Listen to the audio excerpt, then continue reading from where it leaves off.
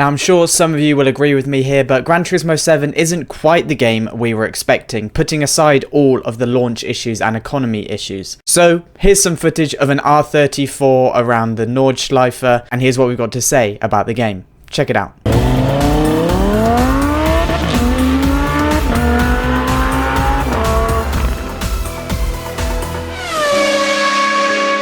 So, the anticipation for Gran Turismo 7 was enormous. Delays and lack of single-player content in Gran Turismo Sport meant that fans were desperate to dive into a real Gran Turismo game once again. Unfortunately for Gran Turismo fans, GT7 hasn't quite been able to deliver that spine-tingling experience we all hoped for. So, first of all, let's just put aside that war over the GT7 economy, the Tokyo grind, and the issues we all have with legend cars for a minute, and just take in the game as a single-player experience. The core of Gran Turismo 7 used to be taking cheap road cars, tuning them into monsters that could compete with any race car, or selling them on and buying better cars to further your experience. We all expected to take a dodgy hatchback through the Sunday Cup, Clubman Cup, and so on. However, that never quite materialised.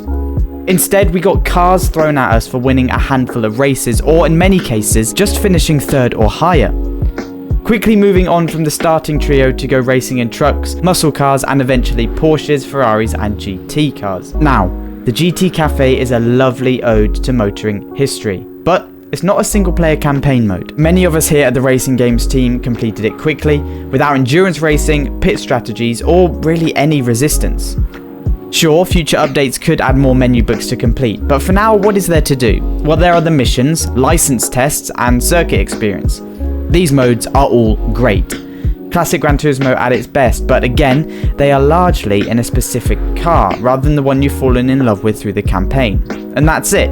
Other than repeating a rather thin list of races for credits, there isn't really much to do from a single player perspective. Now, this brings us on to Sport Mode.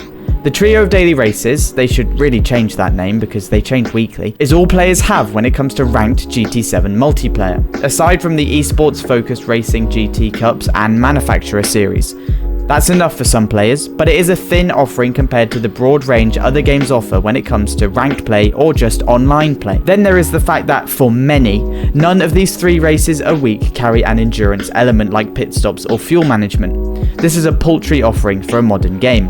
Where's the innovation and experimentation? The addition of Race D and Race E that include some bizarre combos or longer endurance style races would breathe some fresh air into sport mode, even if balance of performance is creating meta cars and copy-paste grids in every race. None of this is helped by the fact that private leagues have had a tough time getting started on GT7 too. So while update 1.13 added a new set of missions for players, it feels like Gran Turismo 7 is already in its endgame state. Sure, we expect more tracks and cars, probably all Toyotas and Hondas, although that is a bit tongue-in-cheek of course, to arrive over the coming months, along with the promise of mechanics like selling cars, but the game feels finished already. This is an enormous problem for a title that was meant to have a life cycle of 3 to 4 years.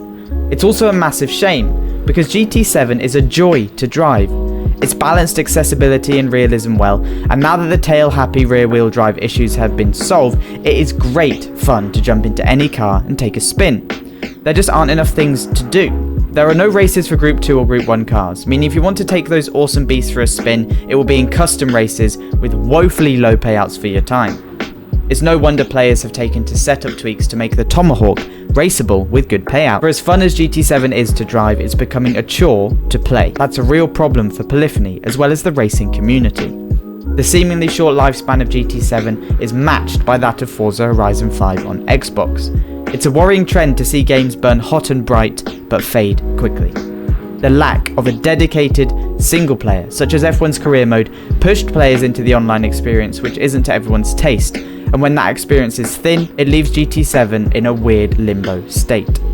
A good game that players enjoy, but one without anything to bring them back to the game and reward them for their time.